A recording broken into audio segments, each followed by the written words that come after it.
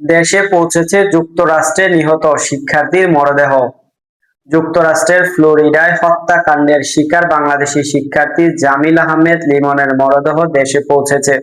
সোমবার 4 মে সকাল 8টা 47 মিনিটে তার মরদেহবাহী উড়োজাহাজটি ঢাকায় হযরত শাহজালাল আন্তর্জাতিক বিমানবন্দরে অবতরণ করে বলে জানিয়েছে বিমানবন্দর সূত্রে। ওয়াশিংটনের বাংলাদেশ দূতাবাস এক বিজ্ঞপ্তিতে জানিয়েছে, গত শনিবার যুক্তরাষ্ট্রের স্থানীয় সময় রাত 8টা 50 মিনিটের দিকে ফ্লোরিডার অরল্যান্ডো আন্তর্জাতিক বিমানবন্দর থেকে এমিরেটসের একটি উড়োজাহাজে লিমনের মরদেহ পাঠানো হয়। এর আগে বৃহস্পতিবার স্থানীয় সময় দুপুর 2টার দিকে ফ্লোরিডার ট্রাম্পা বে এলাকায় ইসলামী সোসাইটি লিমনের জানাজা অনুষ্ঠিত হয়। এতে ইউনিভার্সিটি অব সাউথ ফ্লোরিডার শিক্ষার্থী ও বাংলাদেশের কমিউনিটির লোকজন অংশ নেন। লিমন ইউনিভার্সিটি অব সাউথ ফ্লোরিডার ভূগোল, পরিবেশ বিজ্ঞান ও নীতি বিষয়ে পিএইচডি করছিলেন। গত 16 এপ্রিল তিনি নিখোঁজ হন। তার সঙ্গে একই সময়ে নিখোঁজ হন নাহিদা সুলতানা বৃষ্টি। তাদের এক বন্ধু বিষয়টি বিশ্ববিদ্যালয় কর্তৃপক্ষের নজরে আনেন।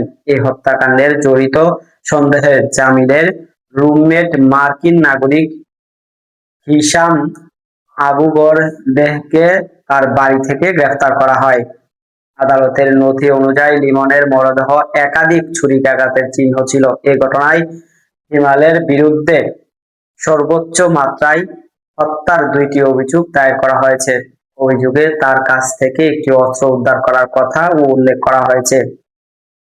লিমনের মরদেহ উদ্ধারে 2 দিন পর গত 26 এপ্রিল ম্যানগ্রোভ এলাকায় কয়েকজন মাছ শিকারী কায়াক চালানোর সময় একটি কালো রঙের পলিথিন দেখতে পান।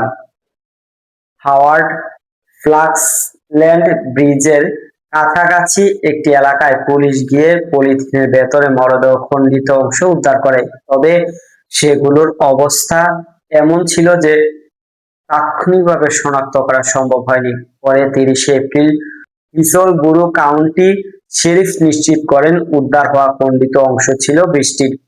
দর্শক, সাবস্ক্রাইব করবেন, লাইক করবেন, শেয়ার করবেন, কমেন্ট করতে ভুলবেন না।